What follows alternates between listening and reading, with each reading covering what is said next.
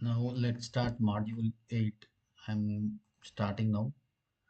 Might take some time launching and okay, it has opened. I'll say restart. Start.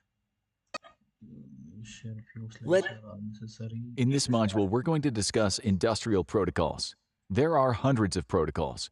We'll look at Modbus and OPC as a representative sample. After completing this module, you should be able to describe the use of industrial protocols and classify the basics of Modbus and OPC and how they have evolved from classical versions to their current state. Protocol. What is a protocol? Let's look at the definition here.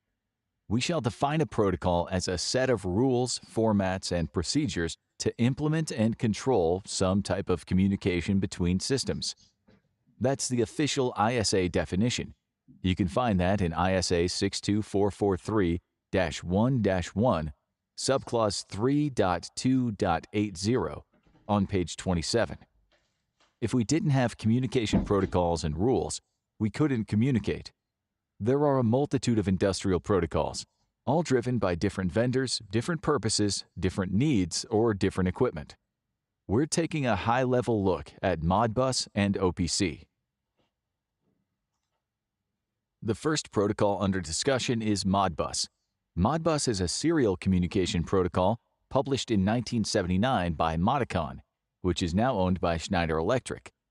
The Modbus protocol is published as royalty-free. It's a de facto standard. It's open to be used. It's widely used in network protocol and industrial manufacturing environments.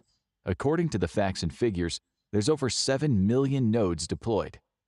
The basic functions support reading and writing PLC registers.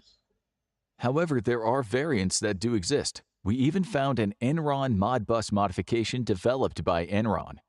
The semiconductor industry has implemented a network communication standard and object messaging protocol using Modbus TCP/IP on Ethernet. There are building infrastructure, transportation, and energy applications that also use Modbus. The client-server communications between intelligent devices using Modbus are a request-reply protocol offering services specified by function codes. That means that the devices in the field don't speak unless they're spoken to. It keeps it simple. Versions of the Modbus protocol, such as Modbus RTU and Modbus ASCII, exist for serial lines. For Ethernet, there's Modbus TCP. In Modbus TCP, nodes can be clients or servers, and some can be a combination of both. Modbus was originally referred to as a master-slave protocol. Modbus.org now requests to use client-server terminology. There are pros and cons for each of the protocols that are left to you to further explore. Modbus.org is a good resource. As with any other protocols, not just Modbus, RS-232 serial comms can only support 2 devices. RS-485 was developed so it can support 2 or more devices. Modbus TCP, Transmission Control Protocol. This specification was developed in 1999. What did it do?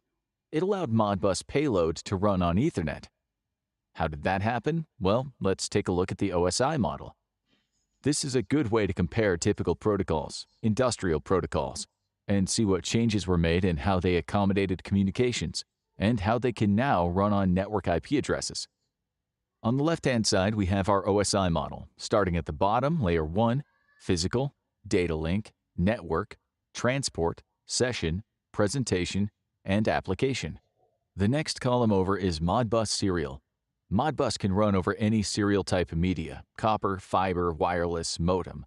That's layer 1, physical. That's what's nice about this physical layer. You can move things around to make it work. RS-232 with 2 devices or RS-485 with 2 or more devices. Put a TCP wrapper around the payload and you have a protocol that can run on a modern network. Next is the data link layer. We have a client-server relationship, so the devices out in the field need to have addressing, but it's different from MAC addressing. Layers 3, 4, 5, and 6 aren't needed in Modbus serial because we don't have a network, we don't have a transport. It's not necessary. We do use the Modbus application. The Modbus application, the function codes, the registers, all that is packed in there, and it does not change across the different formats. It's how it's delivered in this 7-layer stack where we're using networking in the transport layer. That is the secret sauce. If we go to the Modbus Plus column, look at the bottom, and you have physical, and then they're showing an HDLC, one of the protocols that was used, and Modbus Plus is a peer-to-peer protocol. It runs at a slow speed. It's a serial client-server protocol because we're not using the network in a transport layer. We don't have an IP address and we don't have ports identified. With Modbus Plus, there are proprietary cables and terminators that must be used. But the Modbus payload application itself is basically the same thing at the top, layer 7. And on the right-hand side, Modbus TCP. What did they do? They plugged in a network IP address, layer 3, and a transport, TCP layer 4. They can use the User Data Programming UD protocol with the Modbus messaging. Layers 5 and 6, the session and presentation layers, are not used. We mentioned that when we were talking about the 7-layer model, but typically in control systems you don't see anything in the 5 and 6 layers. Going to the Modbus application, layer 7, that information for the registers, the function codes, it's all stored in there. Modbus TCP/IP acts in a client-server capability. The original payload is encapsulated or contained within the 7-layer model. The same basic principle applies to most of the serial protocols. With the correct drivers and software, any payload can easily traverse the IP network. The basic payload is not altered. What's nice about Modbus TCP is that it can be locked down and secured. It's easily firewalled because we know the source IP, the destination IP, so we know the network layer 3 traffic, and we need to know what port it's running on, which is TCP port 502. UDP port 502 is also used. We can have the operator station issuing a Modbus command, say, I want to use port 502, and it sends it out to the PLC in the field. And then the PLC replies using its port 502 software configuration back to the operator station, providing the information, the requested payload. Now we can filter down, drill down into the packet and see if the invalid port number is used, invalid source IP, or unauthorized functions. And in the application layer, it can inspect an application layer and say, this station is not allowed to change relay coil 3, but it can view the information. It's very configurable, and we have firewalls that are Modbus aware.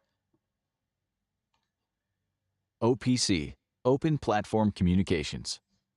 A long time ago, you might have known OPC as Object Linking and Embedding for Process Control, OLE.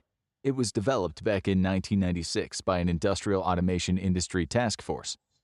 There's this continuous quest to find that universal protocol that's going to work with everything and anything, and to improve things.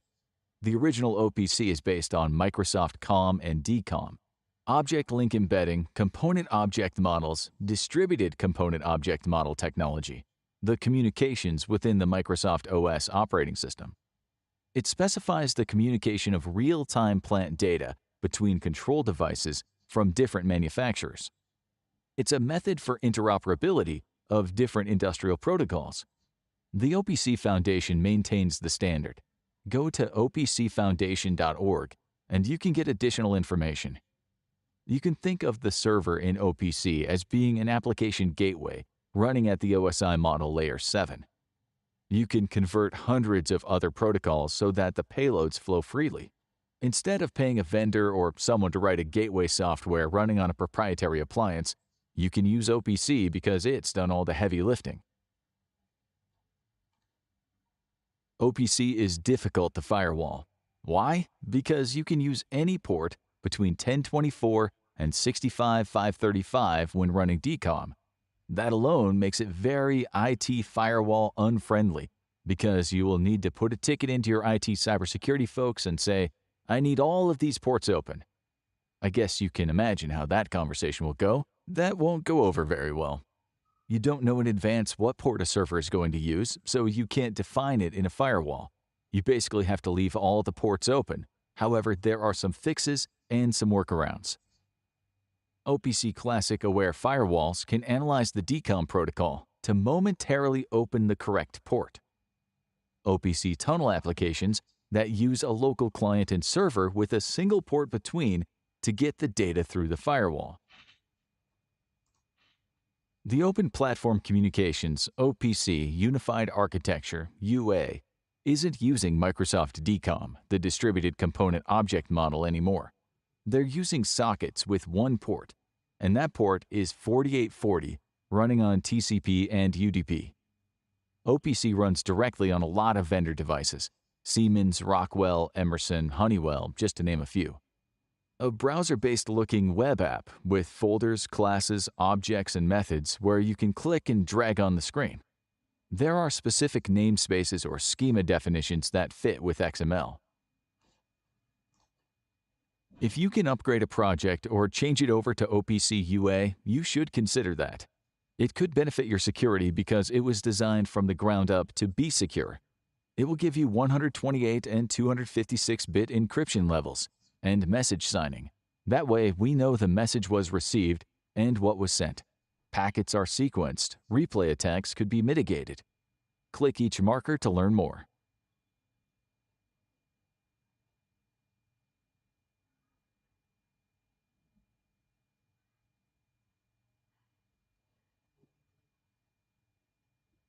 Okay, I'm clicking each markers here.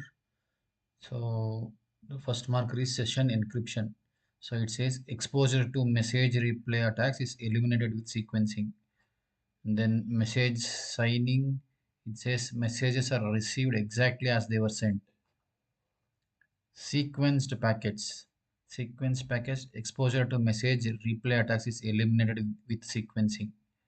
Authentication. Each UA client and server is identified through OpenSSL certificates, providing control over which applications and systems are permitted to connect with each other. User control. Applications can require users to authenticate, like login credentials, certificate, etc., and can further restrict and enhance their capabilities with access rights and address space views. Finally, auditing. Activities by user and/or system are logged, providing an access audit trail.